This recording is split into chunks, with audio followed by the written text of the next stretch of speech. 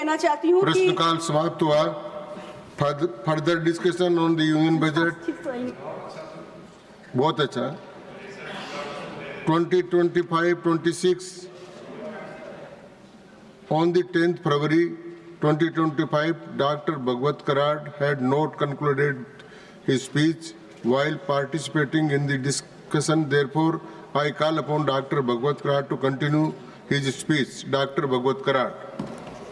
माननीय उपसभापति महोदय, मुझे बजट के ऊपर बोलने का वक्त दिया, इसीलिए मैं आपका, हमारे house leader JP Nadda ji का और पार्लियामेंट्री मिनिस्टर माननीय किरण रिजिजू का धन्यवाद व्यक्त करना चाहता हूं। माननीय उपसभापति महोदय, भारत देश के अर्थ मंत्री श्रीमती निर्मला सीतारमण जी मैडम, इन्हीं का मैं अभिनंदन करना चाहता हूं, क्योंकि उन्होंने सतत 8वीं बार भारत देश का बजट इस सभागृह में पेश किया है और एक सर्वसमावेशक बजट हमारे भारत देशवासियों को दिया है। माननीय प्रधानमंत्री नरेंद्र मोदी जी का भी मैं अभिनंदन करना चाहता हूं, क्योंकि उनकी तीसरी टर्म का पहला बजट आज सभागृह में पेश हो चुका है और इस 11 साल में माननीय प्रधानमंत्री जी के 140 करोड़ भारतीयों को एक नया विचार दिया है और वो नया विचार है विकसित भारत संकल्प 2047। माननीय उपसभापति महोदया, बजट को अगर हम स्टडी करना है, देखना है, तो दो चीज़ को इम्पोर्टेंस देखना चाहिए। एक है बजट एस्टिमेट और दूसरा है बजट में रिसिप्ट्स क्या है। अगर मैं यूपीए के सरकार के टाइम का बजट एस्टिमेट और अभी का टाइम का एस्टिमेट में कंपेयर करना चाहता हूं। अगर हम 2013-14 की बात करें तो budget estimate at that time was 16.65 lakh crore और यही बजट एस्टिमेट 10 साल के बाद यानी 2024-25 यानी लास्ट ईयर को 47.16 लाख करोड़ था और इस बजट में ये बजट एस्टिमेट 50.65 लाख करोड़ हो चुका है, यानी 30 गुना से भी बढ़कर ये बजट हो चुका है। उसी तरह अगर हम टोटल रिसिप्ट अगर हम देखें तो 2013-14 में ये रिसिप्ट 13.20 लाख करोड़ था और अभी ये budget receipt except borrowings 34.96 lakh यानी 30 गुना से ही बढ़कर ज़्यादा हो चुका है। उपसभापति महोदया, fiscal deficit is very important in every budget. This year the fiscal deficit is only 4.4%. अगर हम लास्ट ईयर को कंपेयर करें इट वाज 4.8%। माननीय वित्त मंत्री जी का मैं अभिनंदन करना चाहता हूं, जैसे उन्होंने लास्ट बजट में बताया था कि फिस्कल डिफिसिट हम कम करेंगे, तो इसी वक्त ये इस बजट में 0.4% से फिस्कल डिफिसिट कम किया है। इस बजट का अगर हम ध्येय देखें तो ध्येय में भारत को एक स्वस्थ, सशक्त, सुरक्षित और स्वावलंबी नया भारत बनाना, ये हमारे प्रधानमंत्री जी का थीम है, प्रधानमंत्री जी का ध्येय। अगर ये स्वस्थ, सशक्त, सुरक्षित, स्वावलंबी नया भारत बनाना है तो जैसा इस बजट में बताया गया है, हमें गरीबी शून्य तक लाना पड़ेगा, 100% गुणवत्तापूर्वक शिक्षा को प्रदान करना पड़ेगा, high quality affordable and comprehensive health care देना पड़ेगा, 100% skill labours with meaning fulfilment employment देना पड़ेगा, 70% महिला आर्थिक गतिविधियों को भी शामिल करना पड़ेगा, भारतीय किसानों की आय बढ़कर दुनिया के फूड बास्केट में उभर आना पड़ेगा, उसी तरह कॉमन मैन को टैक्स को रिलीफ देना पड़ेगा, एक्सपोर्ट बढ़ाना पड़ेगा, ईज ऑफ डूइंग को प्राधान्य देना पड़ेगा और इंपोर्ट कम करना पड़ेगा। ये सभी 10 चीजों इस बजट में माननीय अर्थ मंत्री जी ने समावेश किया है। मैं कल हमारे पूर्व वित्त मंत्री को सुन रहा था, हम अपेक्षा कर रहे थे बड़े अनुभवी वित्त मंत्री जी, पूर्व वित्त मंत्री जी हैं, कुछ ना कुछ हमें सुझाव दे देंगे, लेकिन पूर्व वित्त मंत्री ने आधा वक्त तो रक्षा मंत्रालय पर भाषण दे दिया। मैं याद दिलाना चाहता हूं पर्टिकुलरली पूर्व वित्त मंत्री और हमारे विपक्ष मेंबरों को, अगर हम देखे तो पूर्व प्रधानमंत्री जी ने बताया था अगर हम 100 रुपए केंद्र से भेजे तो 85 रुपए भ्रष्टाचार में जाते हैं, 15% ओनली नीचे पैसा जाता है। तो ये 15% सिर्फ जाता है, 85% भ्रष्टाचार होता है। इसको अगर कंट्रोल 100% अगर कोई किया होगा तो प्रधानमंत्री मोदी जी के नेतृत्व में जो डीबीटी आया है, डीबीटी के माध्यम से 100% लोगों को बेनिफिट मिलता है। उसी तरह अगर हम 2012-13 की बात करें तो कुछ विरोधी पक्ष के, अभी का विरोधी पक्ष तत्कालीन गवर्नमेंट के कुछ मंत्री जेल में गए थे, और जेल में गए थे तो उनके ऊपर भ्रष्टाचार के आरोप थे। लेकिन मैं बताना चाहता हूं सभागृह में, इस 10 साल में एक भी भ्रष्टाचार का आरोप किसी के ऊपर नहीं है। गवर्नमेंट बहुत अच्छा कंट्रोल भ्रष्टाचार से। उसी की तरह अगर हम आतंकवाद की बात करें, 2004 से 14 में पूरे देश में पर्टिकुलरली बड़े बड़े शहर में आतंकवाद होता था, लेकिन इस 10 साल में यानी 2014 से 2024 तक कौन से भी शहर में आतंकवाद की घटना नहीं हुई है। बॉर्डर में जो कुछ आतंकवाद हो चुका है उसको भी कंट्रोल में लाया है। और अगर 2004 से 14 अगर हम भारत देश की इमेज अगर हम देखें तो एक गरीब देश ऐसी इमेज थी, लेकिन प्रधानमंत्री मोदी जी के नेतृत्व में हमारी इमेज एक सम्मान्य देश और जो विकसित देश ऐसी हमारी इमेज बढ़ चुकी है। तो मैं बताना चाहता हूं माननीय प्रधानमंत्री मोदी जी के नेतृत्व में भारत देश का तस्वीर और तकदीर, इमेज बढ़ाने का काम, सम्मान बढ़ाने का काम मोदी जी के नेतृत्व में हो रहा है। माननीय प्रधानमंत्री जी 140 करोड़ जनता एक हमारा परिवार मानते हैं, और यह मोदी जी का परिवार है। यह परिवार के लिए सैकड़ों स्कीम्स पिछले 10 साल में निकाले हैं।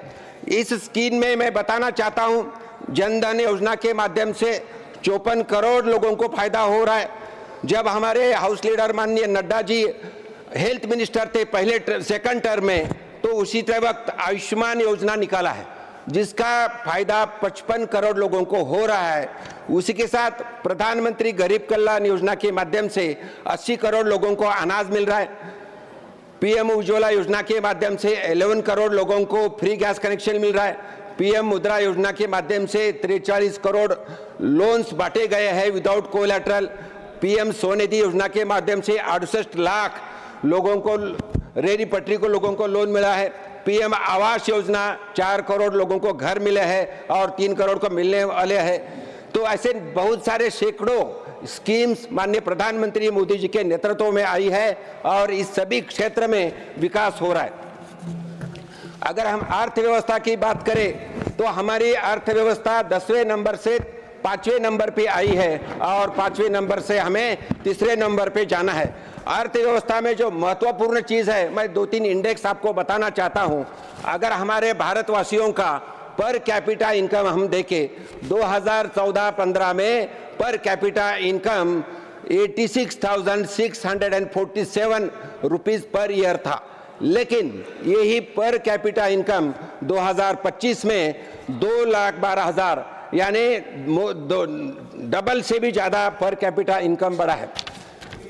कौन से भी बजट में कंज्यूमर्स प्राइस इंडेक्स देखा जाता है, दिस कंज्यूमर्स प्राइस इंडेक्स अगर 2023-24 से हम कंपेयर करें अभी तो 5.23 है, ये भी कंट्रोल्ड कंडीशन में है। द इम्पॉर्टेंट चीज in the budget is central bank यानी reserve bank of India controls all the interest of the banks, इसी को रेपो रेट बोलते हैं। और ये रेपो रेट जो है ये मॉनेटरी पॉलिसी कमेटी रहती है, हर 2 महीने को ये मॉनेटरी पॉलिसी कमेटी बैठती है और रेपो रेट के बारे में डिसीजन लेती है। मैं सभागृह को बताने में खुशी हो रही मुझे, अभी जो मीटिंग हो गई इसी में रेपो रेट 0.25 बीपीसी से कम हुआ है। और यही रेपो रेट 2013-14 में अगर हम देखें, जब टाइम यूपीआई की सरकार थी उसी वक्त 7.75 बीपीसी रेपो रेट था, और प्रधानमंत्री मोदी जी के पीरियड में ये रेपो रेट 6.25 है। इसका मतलब बिजनेस और क्रेडिट फैसिलिटीज सस्ती हुई है। इतना ही नहीं तो कृषि क्षेत्र में अलग अलग स्कीम्स, अपना 5 मिनट चाहिए मुझे, 5 मिनट, अभी तो बोला मैं 10 मिनट है मेरे।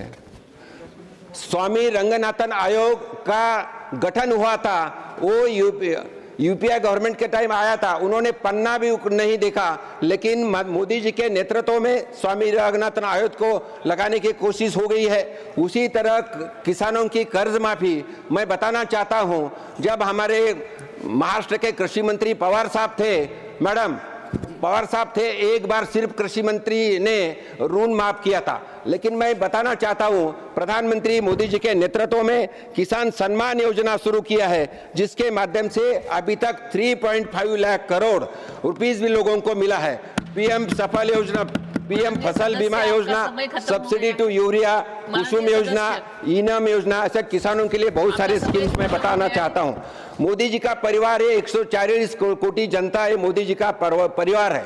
और मैं बताना हूं, उपलब्धि में माननीय मोदी जी के नेतृत्व में अलग अलग नया मंत्रालय की शुरुआत किया है, जैसे फिशरमैन के और किसानों के लिए फिशरी और डेयरी मंत्रालय, ग्रामीण भाग में पानी पुरोठा के लिए जल शक्ति मंत्रालय, आयुष मंत्रालय, कोऑपरेटिव मंत्रालय, ओबीसी आयोग, ये सब नए मंत्रालय माननीय प्रधानमंत्री मोदी जी के नेतृत्व में काम किया है। जैसे हमारे हाउस लीडर कल बोले थे अपोजिशन को कि नेशनल इंटरेस्ट के लिए आप पॉलिटिकल चश्मा उतारो, आप हर जगह विरोध करते हैं। जैसे जीएसटी को विरोध किया है, 370 कलम को विरोध किया है, यूपीआई टेक्नोलॉजी जो पूरे दुनिया में आज मान लिया है उसको विरोध किया है, वन नेशन वन इलेक्शन को विरोध किया है, वक्फ बोर्ड को विरोध किया है और ईवीएम को भी विरोध किया है। तो मैं बताना चाहता हूँ, देश के डेवलपमेंट के लिए श्री प्रफुल्ल जी पटेल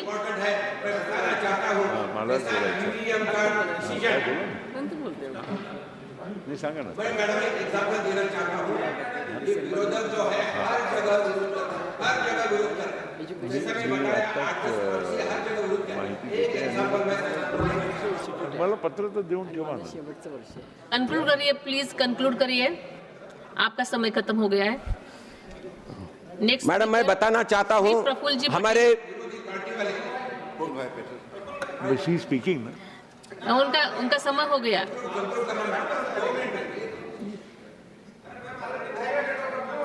मैं बताना चाहता हूँ, कौन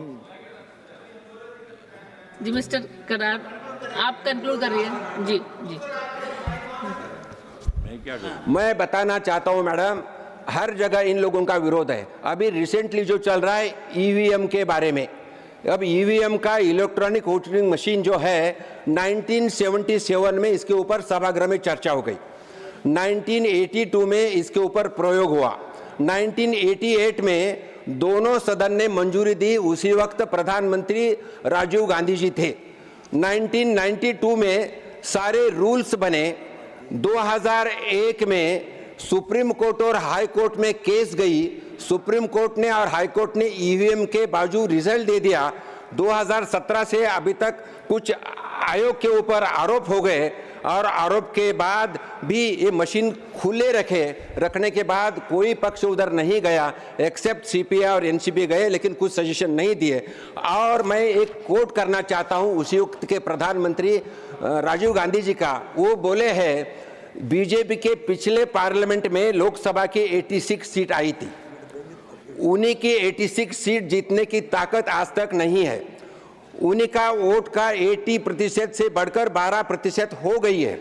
यह होने से उन्हें 86 सीट मिली, यह तो हिसाब जुड़ता नहीं। इस हिसाब से कांग्रेस को 500 सीटें आना चाहिए, कुछ तो बैलेट पेपर में गड़बड़ है, इसीलिए ईवीएम मशीन लाना है। ये प्रधानमंत्री जी का कोट है उसी वक्त का। लेकिन अभी के leader of opposition from Lok Sabha बोलते हैं ईवीएम मशीन नहीं होना है। तो मुझे बताना चाहता है, हमें भारत देश को विकसित राष्ट्र बनाना है तो हमें टेक्नोलॉजी का वो यूज करना चाहिए, और ईवीएम एक टेक्नोलॉजी मशीन है जिसके माध्यम से हम समझते हैं ईवीएम मशीन है, लेकिन इसके ऊपर हम एनर्जी, विकास और मेहनत करके हम चुनाव जीतते हैं। मैं आखिरी एक लाइन बोलता हूं मैडम, समय का पल पल, शरीर का कण कण व्यतीत करते हुए माननीय प्रधानमंत्री मोदी जी ने लक्ष्य रखा है विकसित भारत 2047। 140 करोड़ जनता मोदी जी का परिवार है और 140 करोड़ जनता सशक्त कैसे बने, इसीलिए प्रधानमंत्री मोदी जी काम कर रहे हैं। और एक ही विचार उनके दिल में है और उनके कन-कन में है, एक ही विचार, एक ही लक्ष्य, विकसित भारत। इसीलिए हमें कंधों से कंधे मिलकर, कदम से कदम मिलकर चलना पड़ेगा। हमारे श्रद्धेय अटल बिहारी वाजपेयी जी की एक दो पंक्तियां सुनकर मैं मेरे वाणी को विराम देता हूं। हमें काम करना होगा। इस अवसर पर अटल जी की कविता मैं बताता हूं। हास्य सदन में तूफानों में, हास्य रुदन, रुदन यानी रोना, हास्य रुदन में तूफानों में, अगर असंख्य बलिदानों में, उद्यानों में वीरानों में, उन्नत मसाप उभर सीना, पीड़ाओं में पलना होगा। विकसित भारत बनाने के लिए हमें कदम कदम कर मिलकर चलना होगा।